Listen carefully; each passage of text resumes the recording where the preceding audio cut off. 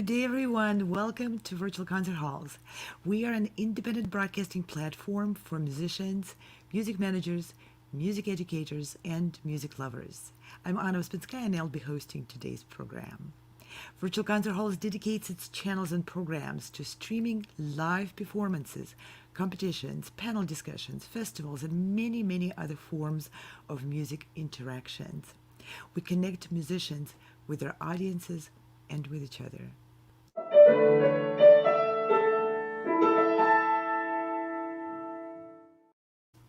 In December 2020, our company organized and broadcast the first global fully live streamed competition, Sound Espressivo. Sound Espressivo is a new generation of classical music competition which offers contestants to perform in live broadcast television style from their own locations anywhere in the world. Sound Espressivo panel of judges, 40 people, represented top performing artists and music educators from around the globe. One of the distinguished judges on the panel was Donna Weng Friedman from New York, a great pianist, educator, and a tireless advocate for musicians, music students, music composers from everywhere in the world. We're happy and proud to invite Donna back to our studio today with a presentation of a very exciting event, an upcoming release of her new album. It's expected to be released on May 1st. And now I would like to invite Donna to our studio and welcome her to join me. Donna, it's so great to see you back. It's been just a few months, but feels like an Yeah, thank you eternity. so much. And wonderful to see you, and thank you for inviting me back today. That was quite a journey we went on last, right? What an It extraordinary experience. It was, and you were so supportive of the students and all of the musicians and helping with organizing a million things which could have gone wrong. Well, it all went right. And you could see it in the students' faces, in their performances. The judges were extraordinary, and you handled it. It was amazing. It was. So I can't wait for the next one. Thank you. Well, we're about to roll out the next one, but let's talk about what happened in your life. This is really exciting to see that during this hard time you prepared and just about to release a new album. Can you tell our audience a little bit about your background and how music became such an important part for you growing up and becoming, professional and choosing this profession? A lot of people question why would musicians be who we are, musicians? So please share your stories with us. Well, I grew up in a traditional Asian American family, Chinese American. My parents came to this country in the 1940s from China, and they came here with nothing, penniless. And together they worked so hard to give me a life filled with opportunity. Now, as a kid growing up, back then in Forest Hills, Queens, there were not many Asian American families there. Today, it's, brimming with amazing, different groups of ethnicities, diverse, and a lot of Asian American families and the best Chinese restaurants in New Oh, York. yes, yes, best Chinese restaurants. But I back love then, cuisine, yes. yeah, but back then, I was the only Asian American in my grade in school growing up. And as kids, are sometimes, I was very shy and I wanted to be invisible. I looked different, but I didn't want people to, the kids to look at me differently. And they all treated me. I had great friends. Everyone was so wonderful. I have wonderful memories, but it was really me. I felt, like I didn't fit in somehow. So, my mother, who was an amazing cook, would wake up early and prepare me these incredible lunches to bring to school, lo mein, dumplings, all the great stuff, right? Yes, all the good Right. stuff. And she'd pack it in my lunchbox and I wouldn't eat it because I didn't want, everybody else had peanut butter and jelly sandwiches. That's all I wanted. So I would pretend that I wasn't hungry or I ate it fast. And, but on the way home from school, I was starving and I ate it all up, it was just that kind of thing. And, my parents have amazing stories from growing up too, but I wasn't interested. I was a kid, I just wanted to fit in and, don't tell me about you. but it all changed when I turned 12. I'll never forget this one beautiful summer evening, 6 p.m. I was practicing piano. I was actually playing for the first time the Chopin Waltz in C sharp minor. My mother was making dinner in the kitchen. And as usual, like clockwork, my father came home at 6 p.m. But this time, he stood and listened to me play for a few, minutes. And then he ran into the kitchen and he took my mom's hands and they came out dancing, Oh, dancing to wow. the waltz. They were twirling around and, I could just feel the joy. I was so happy. And when I finished playing, my dad looked at me and he had tears in his eyes. And he told me that piece was very special to him. And he told me his story. When he came to this country in the 1940s, he had no money. He had to get a job that, was horrible. He had to find a place to live in, which was dark and dreary and, depressing. And every day he ate peanut butter and rice every single day. But, he was very happy that there were so many different brands of peanut butter. So, he was a very optimistic guy. He always saw the silver lining in everything. And so after a couple of weeks of saving his pennies, he bought himself a very special gift, a radio. Mm-hmm. And so after his long days working, coming home to this dreary place, after weeks of being depressed, he would come home every night and listen to glorious music on his little radio. And one of the first pieces he ever heard was that Chopin Waltz. He didn't know what it was called back then, but he just remembered. My father, believe it or not, even though he grew up in a very poor family in Ningbo, they couldn't have a piano. They didn't have anything. He had perfect pitch. And when I started taking piano lessons, he could sit down on the piano and play everything that I played by ear. Oh, wow. It was just that's the way. So he remembered that piece. So from that day on, my attitude changed. It was an eye opener. And after every solo recital, I would perform that Chopin Waltz for my dad as an encore. And I'd like to share it with you today in memory of my father. Thank you, Donna. That's such a beautiful story. And we do have the waltz.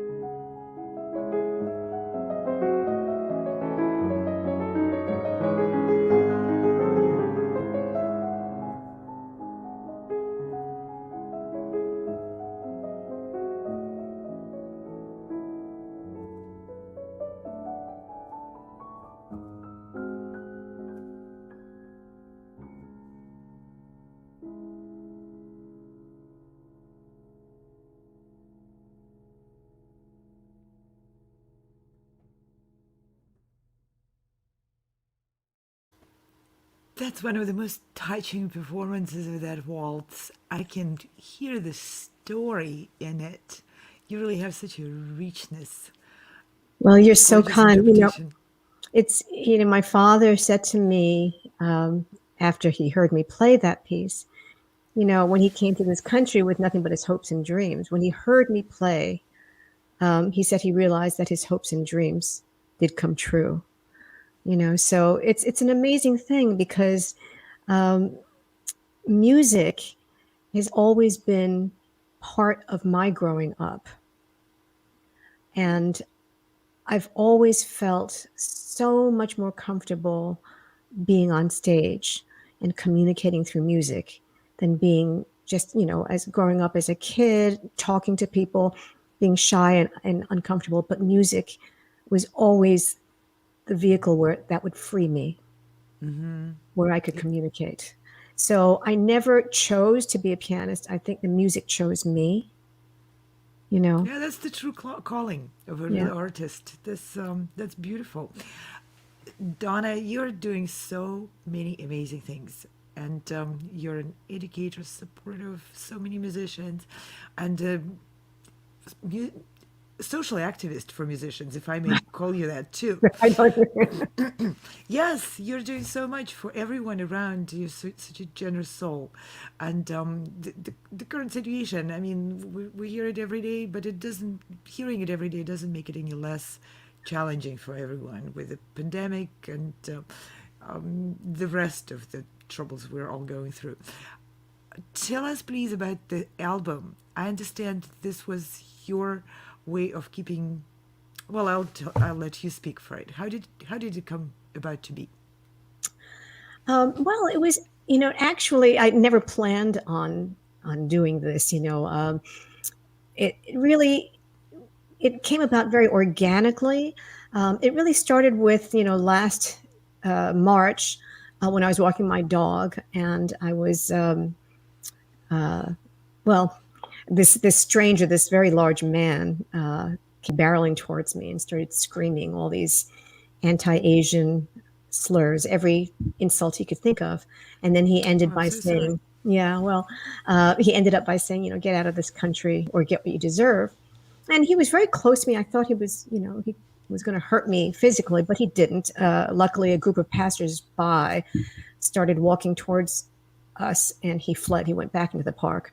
I was very shaken up by that. I wasn't hurt, nothing compared to so many of the horrible hate crimes that we've been hearing about. But I went home and I didn't leave my apartment for 6 months after that. Sheltering in place started 2 weeks after that. But Oh my goodness, I I'm so was, sorry about that. yeah, I was scared. And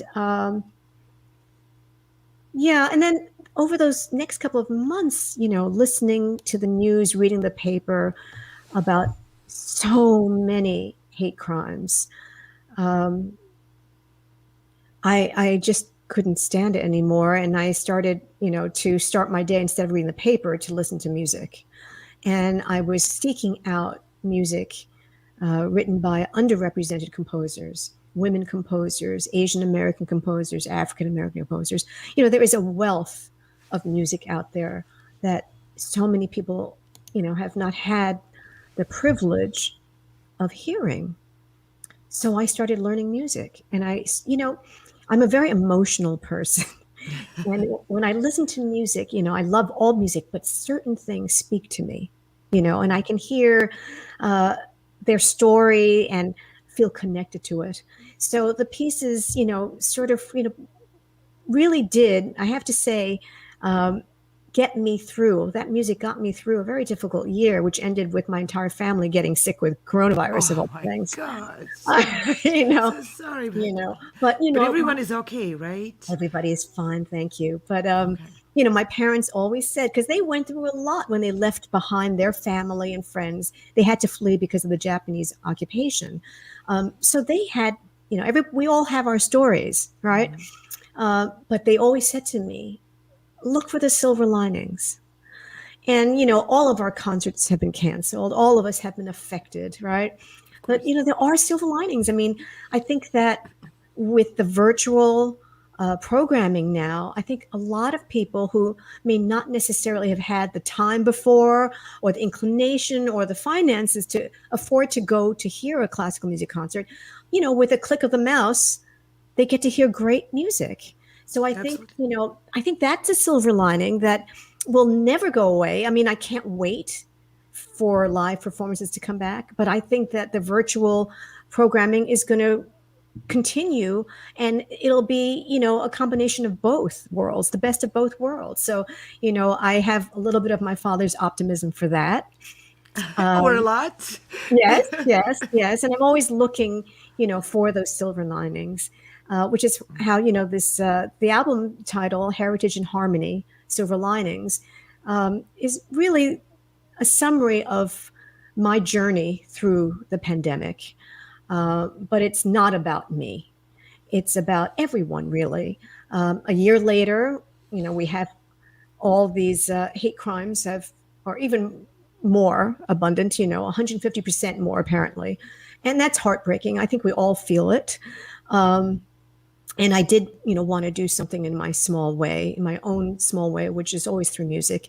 So, the album, was a project for me, uh, but I've also learned through the years in my old age that there is strength in numbers, and you can't do things alone. And I'm just one person. And through the last year, there was one organization that really helped me through understanding what was happening to our AAPI community, Asian American Pacific Islander community. And this organization is called the Korean American Community Foundation. I'm not Korean, but this organization is more than just, they do more than just, support the Korean community. They support all communities. Their work through philanthropy and education is to help fight racism on all levels. They started out years ago, small with the idea of helping the Korean community, but they grew, and their leadership is so extraordinary.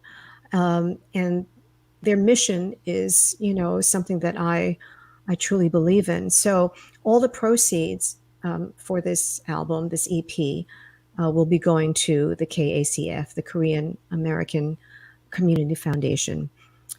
So my feeling is, and my hope is that every time someone listens to a track or two or three or four from the album, not only will they be listening to the glorious music composed and performed by underrepresented artists, but also they'll know that they are, in their way, supporting the AAPI community as well.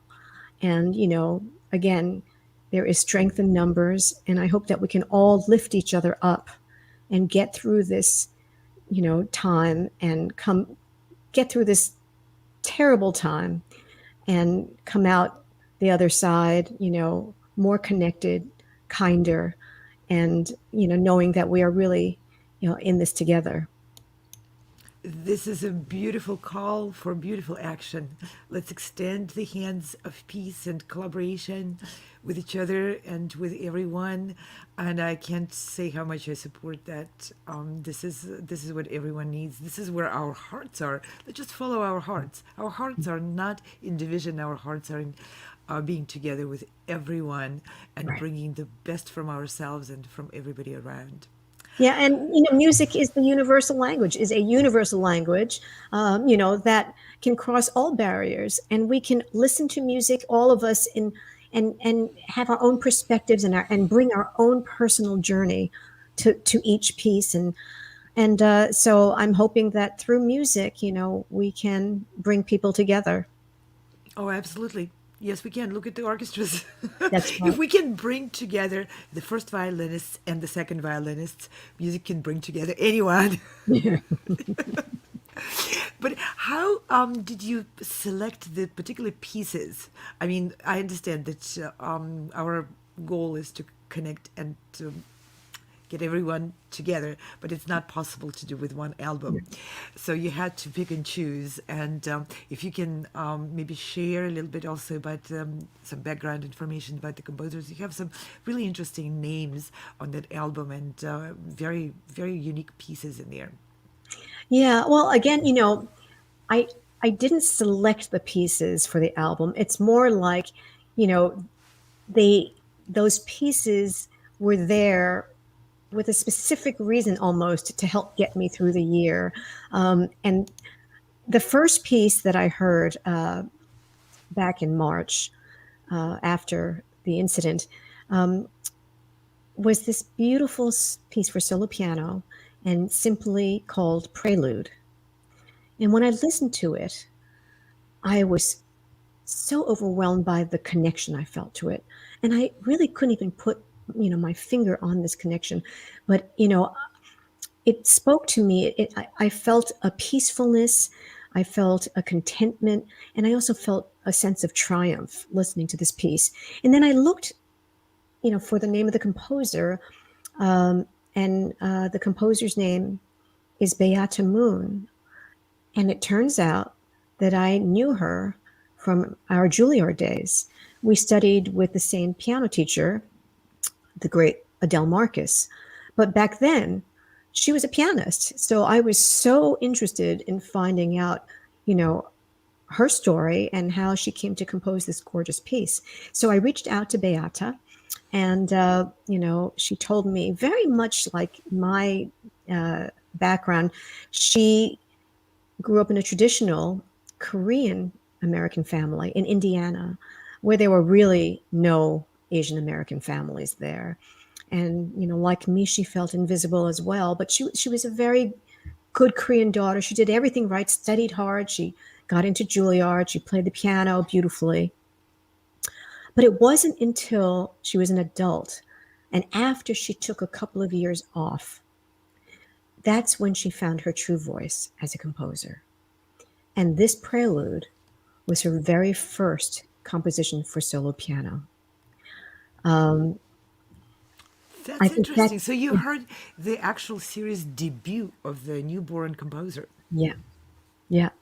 That's and great. and that I felt that connection, and I can hear her story in the music, but it became mine as well. And so yeah, I'd like, I felt that this was very important for me to include this on this album. It was, really an experience. I have to say it was an experience hearing that piece for the first time, and then playing it. It became part of me. So, and then pretty soon after that, I heard this another piece. I mean, it was just incredible because I heard this piece that had this jazzy feeling. It's extraordinary. It's a little jazzy, but it's also mystical. I can't even explain it. It has a spiritual quality and a jazziness to it, and even the title is magical. It's called "Space Between the Fish and the Moon." Oh, wow. That's quite a Is title. that something? Isn't that something? That's real something. And the composer's name is Chinary. Now, Chinary is an award-winning Cambodian-American composer. In fact, he's being inducted this May into the American Academy of Arts and Letters. Congratulations. Let's Yeah. hope Mr. Ong is able to watch the program. Bravo. Congratulations.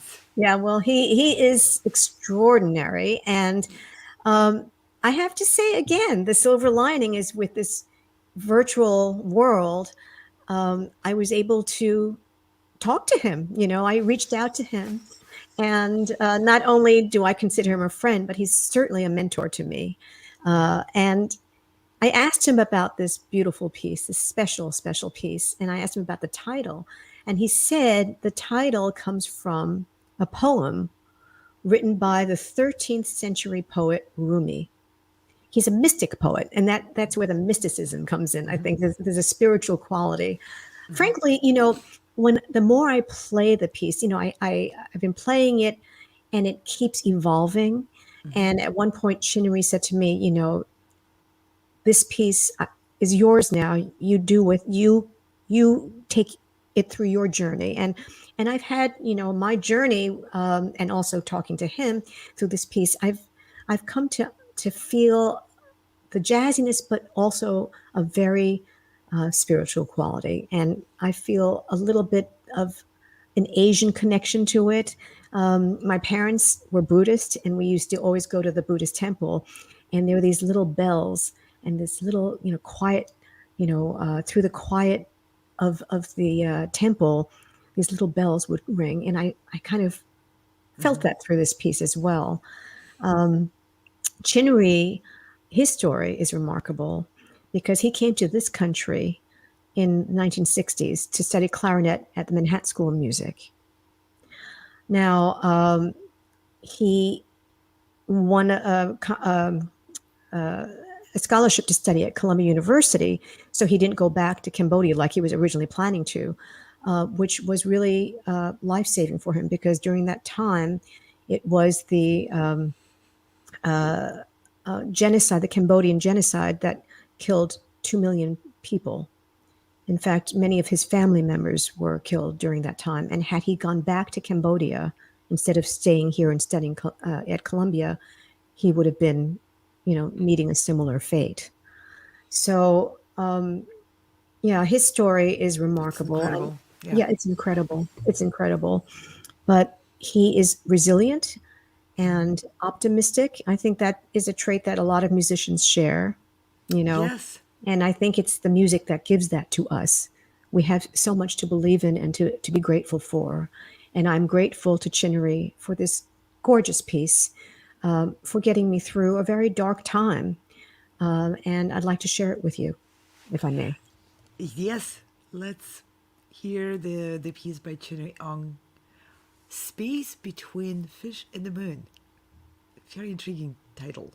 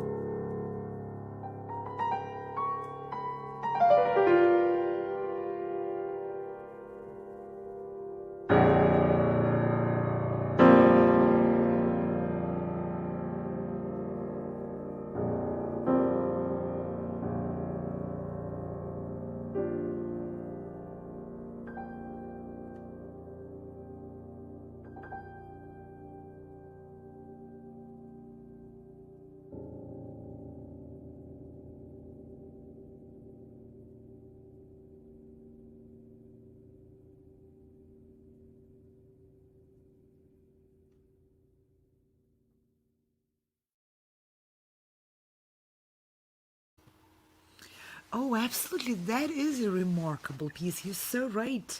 And it's so important when musicians share the stories behind the piece and their reflections, because that helps people know what to listen for. And, as a professional musician and pianist myself, you would expect that I know what to listen for. And yes, to some extent I do. But listening to a new piece, this kind of guidance is really essential. I could hear the bells. Yeah. Absolutely, you're so right. And the jazz element and the space and the mysticism of the piece, and knowing that it's coming from reflecting on a poem from 13th century, for God's sake, that's 800 years ago. That's right. That creates not only just the spatial atmosphere in the air in terms of distance, but also in terms of time.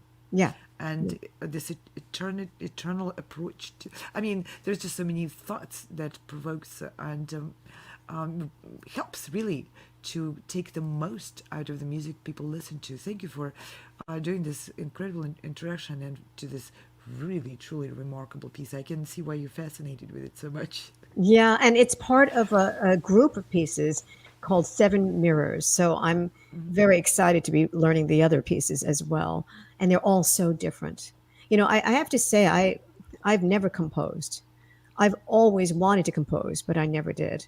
I grew up, going to Juilliard pre-college since I was 7 years old for 10 years, and I loved it. It was amazing. I had great education. I played with amazing, friends and performed together, and I had the best teachers. But not once was I introduced to a woman composer. And that's no fault of anybody's, except for the fact that historically, I do think that women composers have been, not given their proper due respect. And I guess when I was growing up, I didn't know that I was allowed to compose because I only played pieces by men. So it wasn't until much, much later that I realized that there were so many women composers whose music should be, performed in concerts side by side to all the great men. Um, you know, I was really blown away. When I was growing up, I had sort of like this obsession with Clara Schumann, but through all the books and all the movies that Katharine Hepburn was in this That's movie, right. they never talked about her composing. So I always thought she was just the world's greatest pianist. Then I find out, wow, she was incredible. She composed as much as she could, taking care of her husband Robert Schumann and all their children, and concertizing to put bread on the table. Superhero, right? She is, and her music is fantastic. It's fantastic. We did her trios, and it's Yeah, great music, and it's different from Robert Schumann's music, yeah, of course. yeah, yeah. So after learning all about this, I was talking to a friend of mine, a good friend of mine, this wonderful soprano, Alison Charney, and that's how we created Her Music, Her Story. Uh, it's a concert series and a mini series that is on WQXR that shines a light on music and stories of women composers, past and present. And it has been such a journey listening and learning about these incredible women. And I think last summer, another silver lining, um, I was working on a virtual project with in celebration of the 19th Amendment. And the extraordinary soprano Indira Mahajan was working on this project together with us, with Allison and me and several others. And I'd never met her, but we started exchanging emails, and I find out that she is a Manus alumna, and I teach at Manus, and that was, bonding too.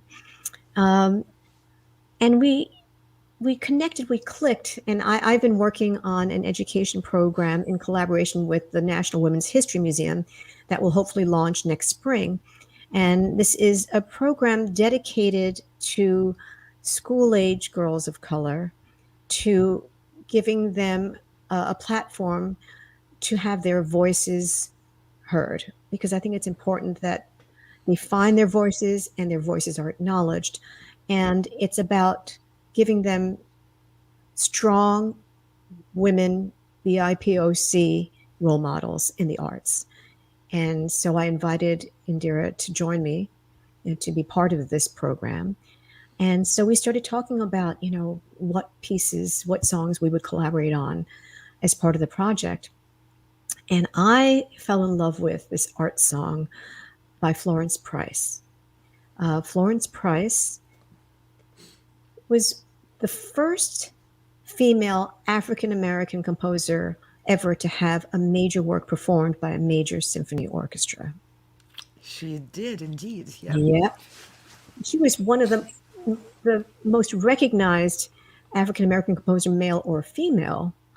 And yet, she struggled even after that. She wrote Sergei Koussevitzky, who was at that time the conductor for the Boston Symphony.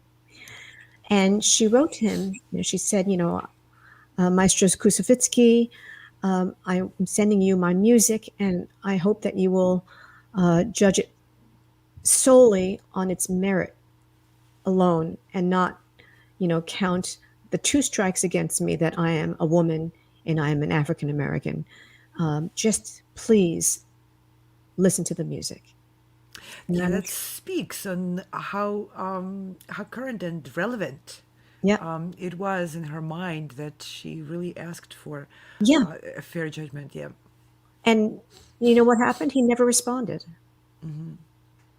So, Florence Price, this gorgeous art song called Night, an art song, for those of you who may not know what it is a very specific genre of vocal music written for a single voice and piano.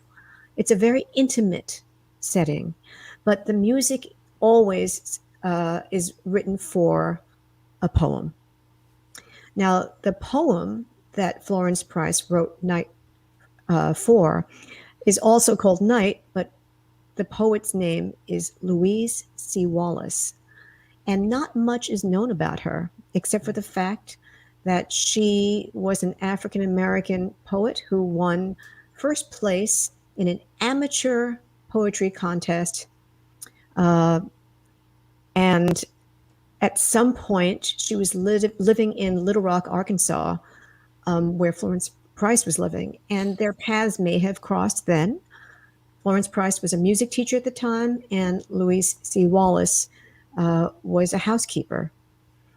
But regardless if they met then or not, their collaboration on this one song is just extraordinary. It's exquisite. And I told Indira about this, and she fell in love with it. And we decided that we didn't want to do another virtual concert. It had been already 9 months of playing virtually with colleagues, with our headpieces on. I record my part, they record their part, and we try to mix it together. And although we've had incredible success, we felt it was time to come together in a live recording. So we did, and it was the first time I met her, actually. How interesting. It was really 9 amazing. months.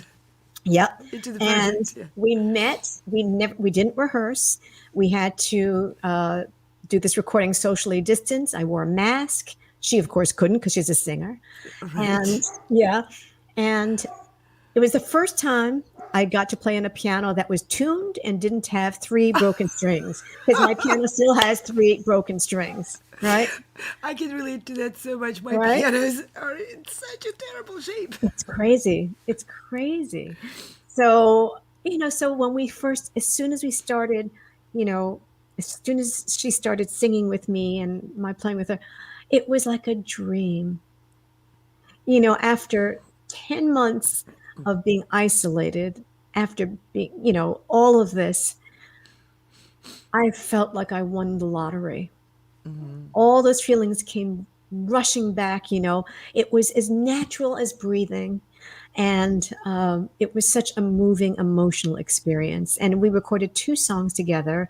The second one is a famous spiritual. He's got the whole world in his hands. I think many people have done their versions of it, including I heard Rafi, the children's singer. He did a version of that on a children's album. It's a special spiritual. I think the reason why so many people gravitate towards it because it's so uplifting. And I think people throughout, history need to be, lifted up that way. And Indira and I both love this piece. So we found this arrangement by the composer Margaret Bonds, who is also one of the most recognized African American composers. And this arrangement, and with Indira's voice, is just glorious. So when we sang that, and when she sang that and I played it, it was like we made it. It was a celebration. It was a celebration. So this is recorded, and you have both songs on your album, Yes, right? absolutely. Absolutely. It was, as I said, I didn't really select the music. The music just naturally, put together became this album. It, of course, with all the social distancing and the studios being closed, I would have loved to have made it a full album instead of an EP, but it was not. There was just no way. We had to do everything as quickly as possible in the studios, as socially distanced as possible, as safely as possible. That was our, first and foremost concern. But I learned so much about Indira over these months, and her story is remarkable as well.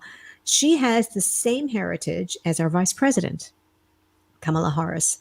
Her father is East Indian and her mother is African American, and her mother is her role model. And what a role model she is! When her mother Barbara Mahajan grew up in, I believe it was North Carolina. She was a musician as well, and her first concert hearing Marian Anderson, the great singer, changed her life. It was a segregated concert, so she had to sit all the way high up on the roof. But nonetheless, it was life-changing. Seeing this beautiful, wonderful African American star, and then hearing that glorious voice. So she knew what she wanted to do, and she worked hard, and she went to Juilliard. She was a singer. And Indira, when she was little, she was in her mother's world.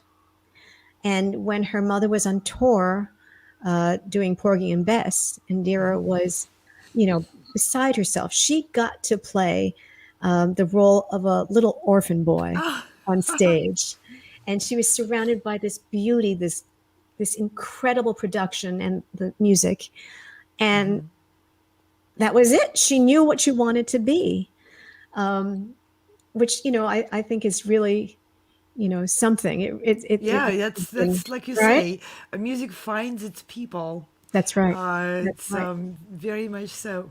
So That's a wonderful can you story. imagine how her mother felt when Indira starred as Bess in Porgy and Bess? And she was one of the best Besses, and she's performed Oh, it all over the world.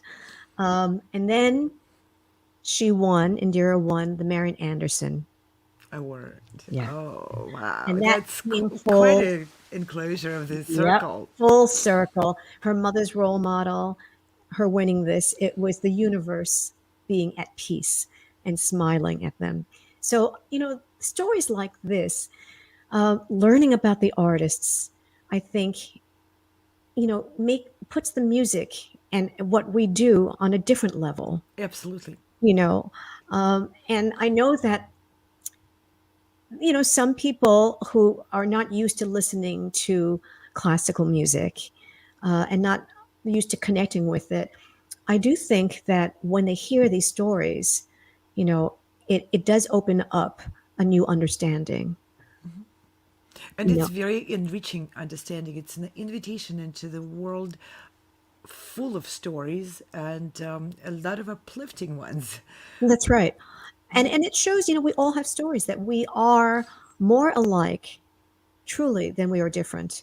The album highlights or artists exclusively who are, from the Asian American Pacific Islander and, African American communities. And that was done with a purpose. This is my response to, you know, the ongoing hate crimes that have, been devastating in our AAPI community. And I do hope that with music, with stories, I hope that we can reach out to people of all ethnicities and come together and, respect each other and be kinder and move forward after this, nightmare of a year and a half almost, and find a new way of communicating and living together in peace and harmony. Yes, thank you, Donna, so much for your beautiful, uplifting, peaceful message, for all the incredible work you've done and your contribution to the positive and to the calmness and respect in this world. This is wonderful to have you in the program. You've enriched our channel with this Oh, message, which is powerful and very much needed. Thank you for doing this. well, thank you. And as we come to the end of our program, I would like to thank very much our viewers, our supporters, and thank you for being with us today and before and in the future. We hope very much that you will continue to log in and watch for our programming. I hope what we bring to you brings something good into your life. And many thanks to the musicians who are also our magicians, bringing these programs and this platform to life over and again, day by day, week by week. They are professional musicians who learned those incredible skills and by whose hands the virtual concert halls and the stage came to be and to exist and support musicians with their great presentations, music offerings, their stories, and their love for music, each other, and the rest of the world. Thank you again, and see you again soon. Bye now.